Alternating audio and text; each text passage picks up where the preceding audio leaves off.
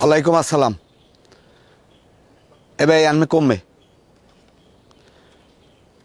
যাই হোক বাড়তে আনমে পুত্রের পাঠাইছেন ভালো কথা, আমাকে বাড়ি আনে এখন মানিস জেতের কান্দাও নাই।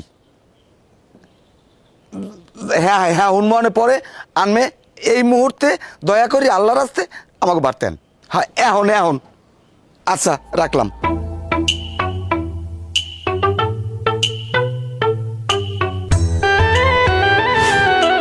কি হয়েছে এত জরুরি তলব কা কি খুললে কন তো?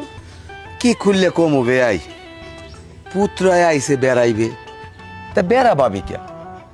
ও পড়তো মাইয়েই আমার মাইয়ের দিকে কোন নজর দেশ আমি কিন্তু দেখিস ওই দেখকেও না দাহার বান করে তাই। হ্যাঁ পর কাইল গো মাগরিবের আয়োজনের কালে পুবের বিডায় আমার যে একাইটে তাল গাছটা আছে ওই তালতলা যাই দেহি টিকটক করে নাচে কোদে। আমি দেখকে মাইয়ের লাগে অকাত্য ভাষায় রাগারাগ করছি করিয়া মাইয়া আমি বাড়ি পেটাই দিছি। পুত্রের এককালে ভালো মানসাত কইছি বাবা তুমি সই সালামতে বাড়ি চলে যাও, বেড়াইছো 3 দিন হয়ে গেছে এখন বাড়ি যাও। অহন যাইয়া আন্নের বেআইনের লাগে জানি কি কইছে, আন্নের বেআইনে আমার ডাক দিয়ে কয় তুমি পোলাটার লাগে রাগারাগ করো না, স্যামরাডা কালগো বেনিয়ালে পান্তা ভাত খেয়ে যাইবে। বেশ ভালো কথা যা।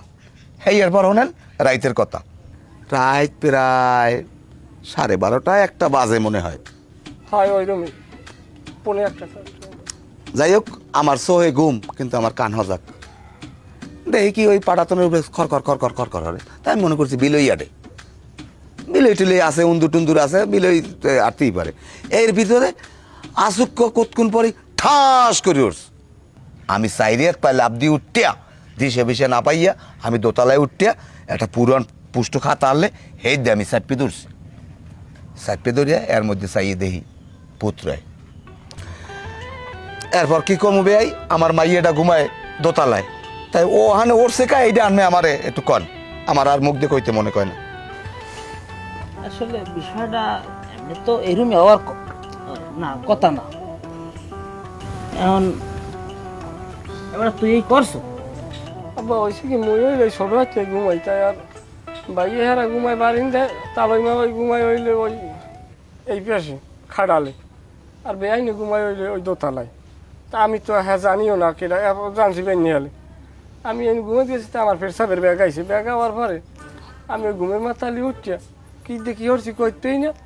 এর মধ্যে ওই পরে যে সময় আমার জ্ঞান ফের সাইকেল দেখি যে আমি ওই দোতলার উপরে পাড়া তোনালে ফাঁক আর ওয়ালে নরম মনে হয় যে পম্বা গাছের তক্তা, পাও ঠাস করিয়ে বাইঙ্গে ফাড়া তো এইবার পাও এর মধ্যে মোর এক পাল্লা সামনে ঠিক আছে। এইবার তালই যাইয়ে মোরে একটা পুষ্ট খাতা দিয়ে চাকরি ধরছে, সেটাই মনে হয় আবার বিলইতে মরছে। আর গন্ধ যে কি তীব্র আসটা, হ্যাঁ সহ্য করার মতো না আব্বা।